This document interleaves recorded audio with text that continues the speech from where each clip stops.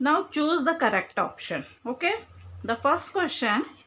The khejdi tree is found mainly in dash areas. You have two options, hilly or desert. What is the correct option? Obviously desert area. Okay. So write the correct option, desert area. कहाँ मिलता है खेजड़ी tree? Desert area में, है ना। कहाँ पर थी अमृता? राजस्थान में।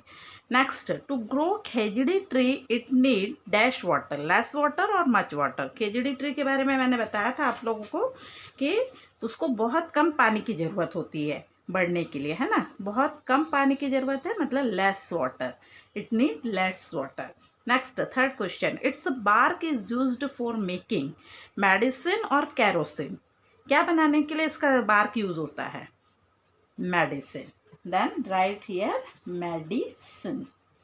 मेडिसिन मतलब दवाइयाँ वगैरह बनाने के लिए इसके बार्क का, इसके जो पेड़ होता है उसकी छालों को निकाल कर उसको पीस के दवाइयाँ बनाई जाती है। ठीक है, इतना यूजफुल ट्री है ये। People cook and eat it's fruit और बार्क। फ्रूट का, बार्क का तो आप मेडिसिनल पर्पज से यूज़ करते हैं, लेकिन उसके फ्रूट यानी कि जिसको सांगरी मैंने बताया था आप लोगों को, ये जो ऑप्शंस है वो पूरे खेजड़ी ट्री के बारे में पूछे जा रहे हैं ना। खेजड़ी ट्री, उससे रिलेटेड हमको यहाँ पे क्वेश्चन पूछे जा रहे हैं। तो people cook and eat its fruits, fruits, और उसको उसी को हम कहते हैं बिन्स, बिन्स या सांगरी। ठीक है, बिन्स, उसकी सेमी जैसी फल होती है और उसको यहाँ पर अधिकतर जो राजस्थानी लोग सांगरी फल के रूप में खाते हैं और बहुत लंबे समय तक उसको सुरक्षित भी रखते हैं। Next question, it's would is such that it will not be affected by fire और इंसेक्ट। इसका जो लकड़ी है वो इंसेक्ट से प्रभावित नहीं होता, उसमें बहुत समय तक कीड़े नहीं लगते, तो उसके फर्नीचर वगैरह भी बहुत मजबूत होते हैं और काफ़ी लंबे समय तक टिकते हैं। ठीक है। Animal in this area eat the dash of khejri. उसके बार्क को खाते हैं कि लीव को खाते हैं? उसकी पत्तियां छोटी छोटी होती है और उसको बड़े प्रेम से खाते हैं और अपने पेट को भरते हैं। ठीक है, लीव्स। ठीक है। Children play under the shade of the tree. ठीक है, और आप जैसे बच्चे जो है खेजड़ी ट्री की छाया में आराम से खेलते रहते हैं। आगे क्वेश्चन है, अब यहाँ पर ये जो खेजड़ी ट्री की बातें चल रही है उसमें आपने देखा कि यहाँ पर प्लांट और एनिमल्स को बचाने के लिए सारे लोग लगे हुए हैं, गांव के लोग। तो अब यहाँ पर एक क्वेश्चन है कि प्लांट को बचा रहे हैं वो तो ठीक है, एनिमल्स को भी हंटिंग से बचाने की ज़रूरत क्यों पड़ रही है? तो उसके पहला क्वेश्चन ये है कि क्यों पीपल शिकार करते हैं, मतलब लोग शिकार क्यों करते हैं? Why do people Hunt?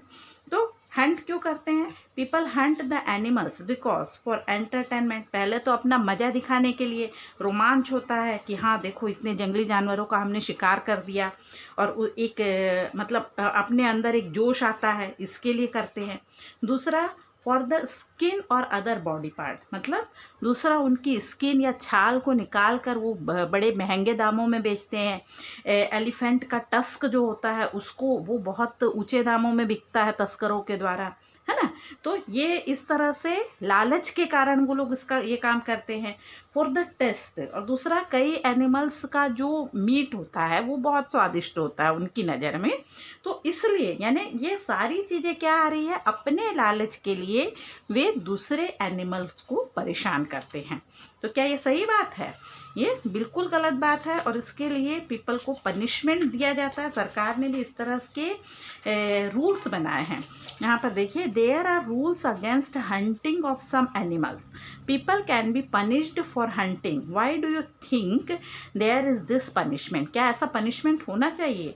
तो बिल्कुल होना चाहिए। अब क्यों होना चाहिए? To save the animals the government has set rules against hunting, मतलब एनिमल्स को यहाँ पर अब क्या होता है, जैसे हिरण है, उसका शिकार किए। थोड़े समय के बाद उनकी संख्या इतनी कम हो जाती है कि वो एंडेंजर्ड और एक्सटिंक्ट एनिमल की श्रेणी में आ जाते हैं, यानी कि अब वो जानवर हमको मिलना ही कम हो जाते हैं। इसका कारण क्या होता है, अगर मान लीजिए पूरा जो नेचर का में एक इम्बैलेंस फैल जाता है, तो to save the animals the government has set rules against hunting because some species of animal like black bucks, tigers etcetera are on the verge of extinction. Verge of extinction मतलब extinct animal की श्रेणी में आ रहे हैं, ठीक है। And we have to save them for preventing natural imbalance. हमको उन्हें बचाना है ताकि हम नेचुरल इम्बैलेंस को बचा सके, या नेचुरल इम्बैलेंस होने से हम रक्षा कर सके प्रकृति की, इसलिए हमको जानवरों को बचाना जरूरी है।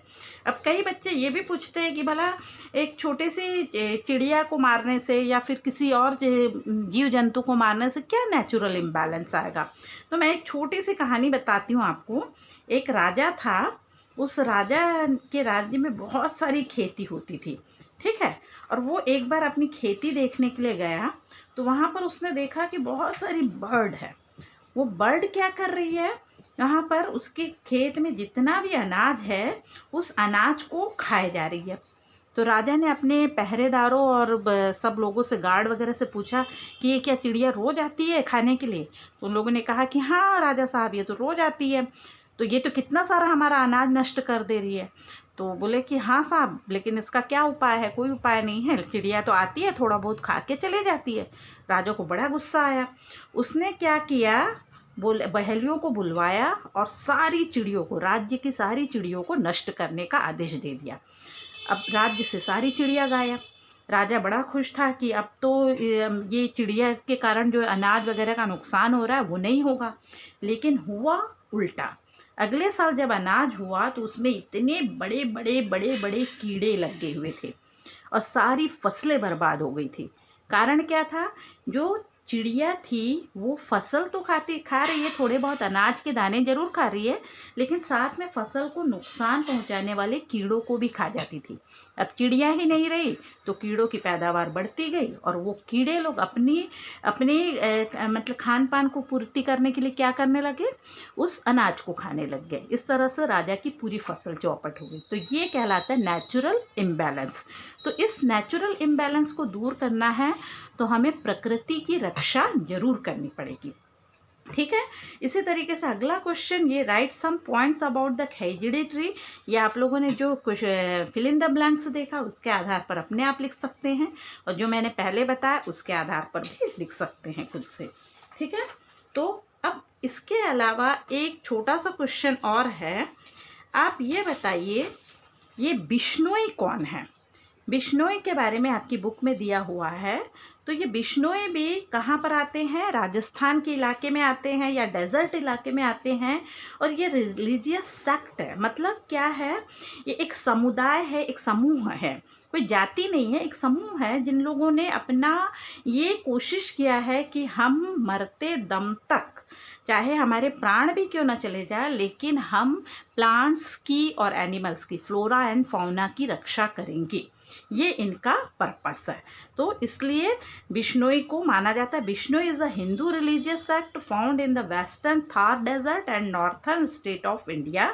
दे conserving the plants and animals to the extent of sacrificing their lives to protect the environment. Okay, तो इस तरीके से ये आपका चैप्टर कंप्लीट हुआ। और आपको पढ़ने के लिए तो बहुत कुछ है, आप खुद से पढ़िए, खुद से समझिए, और प्लांट और एनिमल की रक्षा के लिए आपसे जो भी हो सकता है ज़रूर कीजिए। Thank you.